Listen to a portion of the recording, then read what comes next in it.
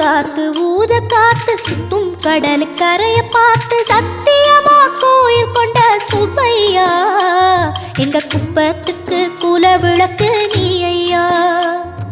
வாட காத்து வீச பார்த்து அலையை எதிர்த்து வலைய போட்டு மீன் பிடிக்கும் தொழில் நடக்குது முத்தையா.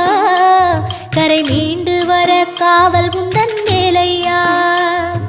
திருச்செந்தூர் ஆண்டவனே வேல் முருகா தினம் உனக்கு நன்றி சொல்வோம் மால் மருகா.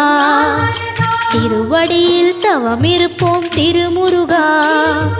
தீப்பெழுது நலமெனவே வடிவழகா.